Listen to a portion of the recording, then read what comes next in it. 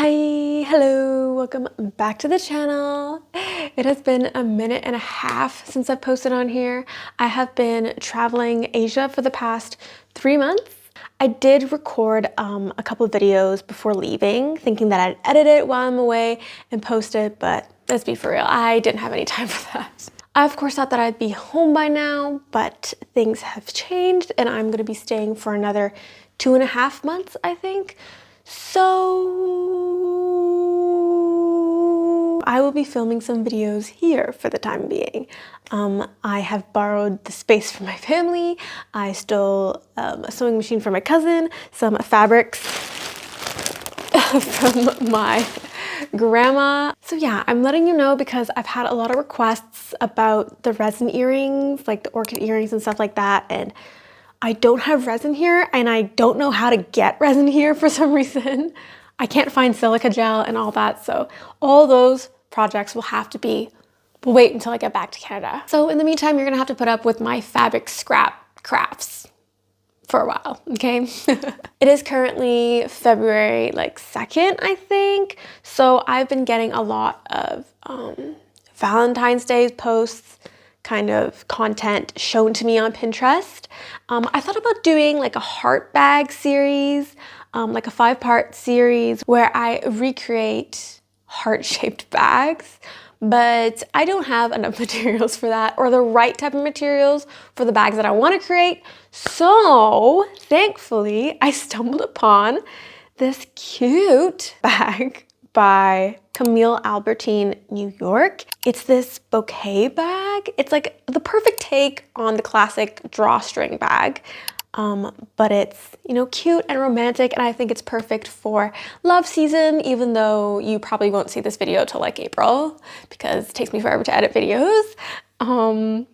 But yeah, having raided my grandma's stash of fabric scraps, I found the perfect colors, and I don't think it's real silk, but it's very like silky and shiny, and I think it'd be perfect for this. Even though the pink one is my favorite, I don't have those colors, so I'm gonna work with what I got as per usual and make this bouquet bag. So without further ado, let's get started.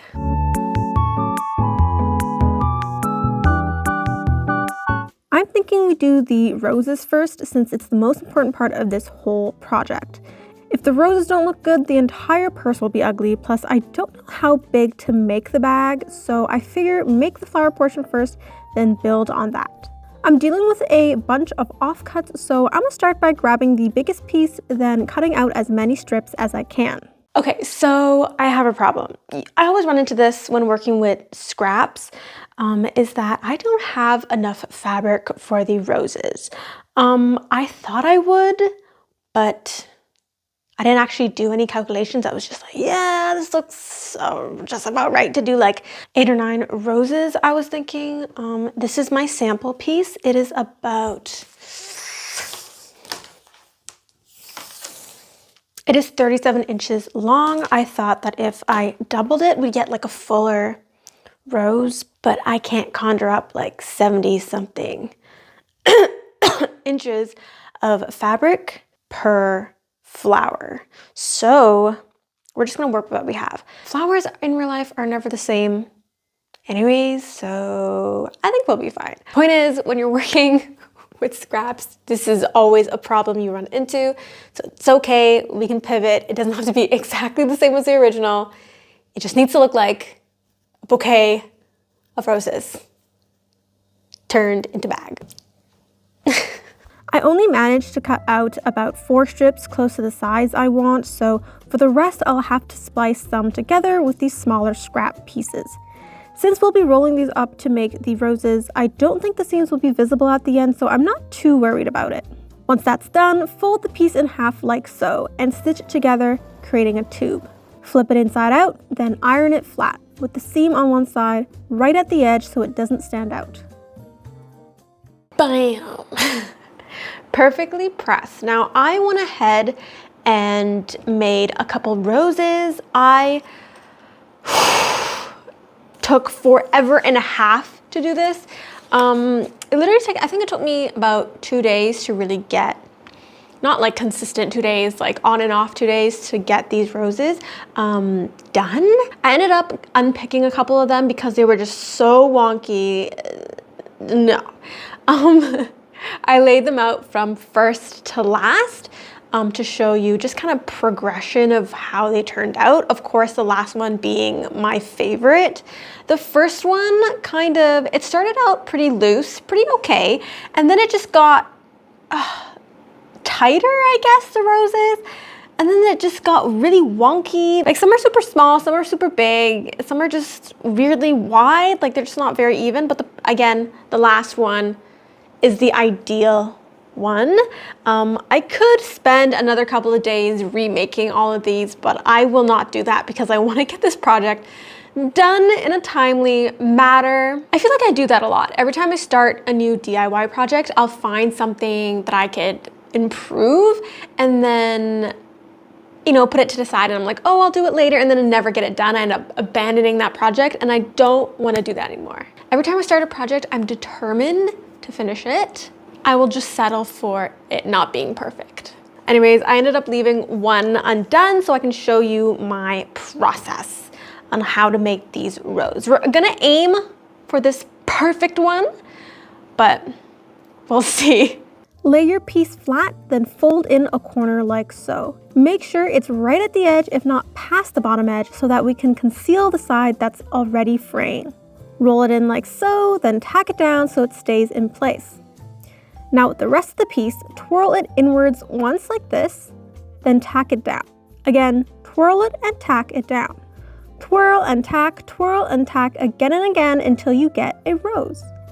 I'm not really sure how to assemble these, so I just put them in a circle, then attach them together with little tacks everywhere.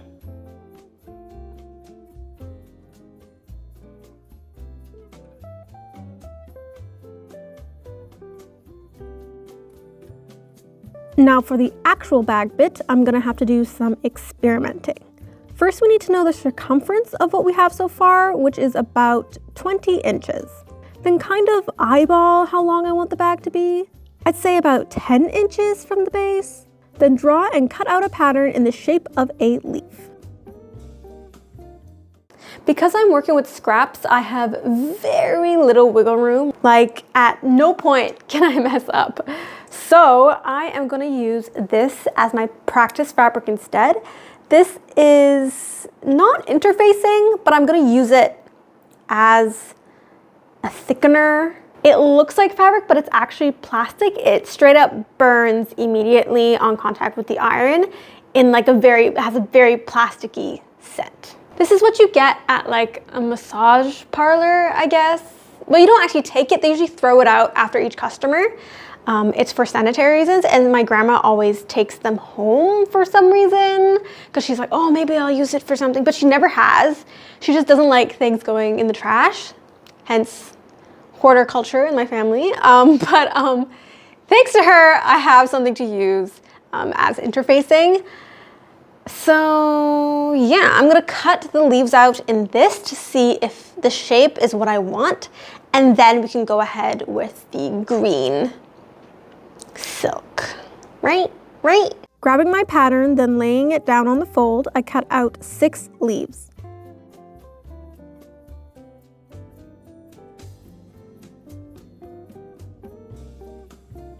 Place them side by side, overlapping by about ½ inch, then straight stitch all the leaves together until I get something like this. Pin it in place with the flower portion at the top, then swing it around to see if it's to your liking. I feel like it's a bit small, like there needs to be a bit more volume in the bag, so it looks like a real bouquet. I'm gonna cut out a couple more leaves and then add them to what I have by cutting in between the leaves like this, then pinning a new leaf in place to make it wider and fill in the gaps at the top.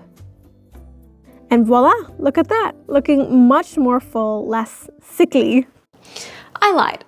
I'm not going with the skinny leaves. I am gonna go with a big one instead. I simply do not have enough of the green fabric to be playing around and making like 12 leaves, okay? We're sticking with 6. I went ahead and cut out the pattern onto the interfacing. Pinning it onto the bad side of the good fabric, then cutting it out with about a 1/2 inch seam allowance all around.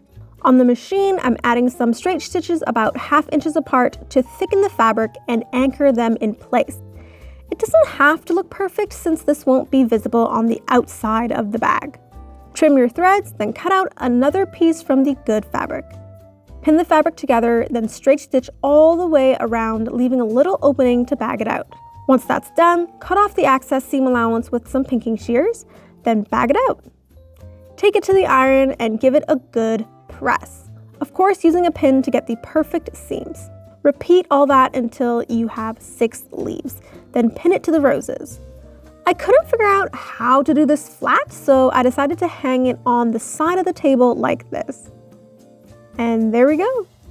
There are some gaps, so I'll have to readjust those areas or maybe add a piece from the scraps to fill it in. But yeah, all scrunched up, it looks pretty darn good. I don't want to see any stitch lines from the machine, so I'm going to hand stitch this all down with my favorite stitch method, the invisible stitch. Then on to the wrapping paper. I grabbed this brown fabric because it pairs well with the green. The other browns I had were a bit too washed out. After folding it over like this, I'm just going to cut straight across with about an inch seam allowance at the bottom. Take to the iron and press all those wrinkles out. I added some water to help with the more stubborn areas. Fold in about a 1/2 inch at the top and stitch it down with a catch stitch to keep it in place. Figure out exactly where you want to position it on the bag, then pin the whole piece in place. Using the invisible stitch again, sew the whole top section down. For the bottom, fold it in just enough so that the green fabric peeks through. Then invisible stitch it all down about a 1/4 inch from the edge so it looks less flat. Onto the straps. I'm gonna use these off-white silky bits. Starting with the channeling, I'm cutting out 2 pieces that are 16 inches long by 1 1/4 inch wide. I'm gonna be folding in a 1/4 inch on each side, so I drew that in directly onto the fabric as it'll make pressing in those seams a lot easier. For the drawstring, I'm cutting out 1 piece that's 35 inches long by a 1/2 inch wide. Fold it in half, then straight stitch along the edge, flip it inside out, then iron it flat. Pin the channeling to the bag, then straight stitch it down, leaving both ends open so we can feed the drawstring through later on. Before we do that, I want to add a little decorative bow, so I cut out 3 rectangles. Gonna plop the measurements on screen for you. Fold them in half and stitch them into tubes. Bag it out, then press it flat. Connect the ends of each piece with a simple stitch along here, then turn them around and scrunch them like this. Now all that's left to do is tack the bow in place, feed the drawstring through, and that's it. We're done.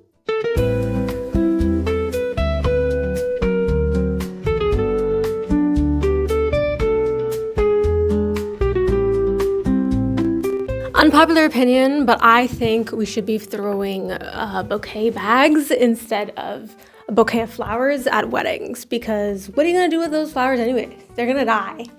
But a bag you'd remember forever, you know? Can you imagine just like, like how cute would that be?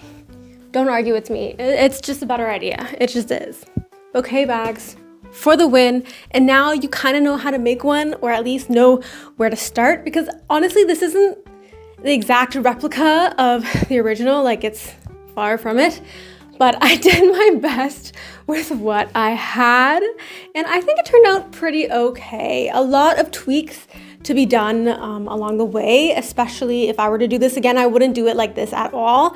I definitely come up with a better pattern, like fully thought out mock-up instead of just kind of like, let's just wing it and see where it goes, and knowing that it's not going to turn out right, I still went ahead and did it anyways. Not every project we take on is a winner though, so I'm actually not that mad at it. I'm just a little disappointed, a little. Like, it's cute and I'm hyped for what I did, but I just don't see myself using it, which is why I'm not very happy with this. The opening of the bag turned out way too wide, so the drawstring doesn't scrunch very well. Opening and closing the bag is a struggle every single time. There's no way I'm taking this out in public with me. It's just too much of a hassle to use. If I were to redo this, I would definitely change the pattern for the leaves bit to just a rectangle with spikes at the top. Kind of like that fake grass you get when you order takeout sushi.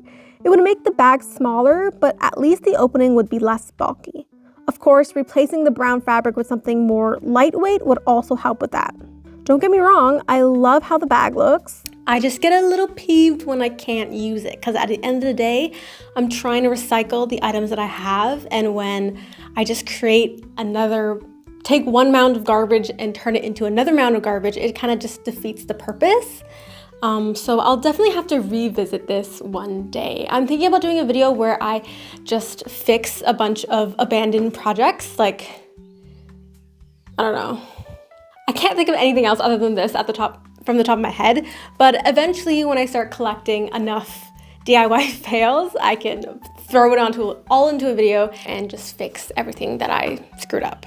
Let me know if that's a video you're interested in. But yeah, that's all I got for you today. Don't forget to like, comment, and subscribe, okay? I know I've been away for a while, but your girl still needs those subscriptions, okay? So yeah, stick around, come back, and I'll see you soon. Bye!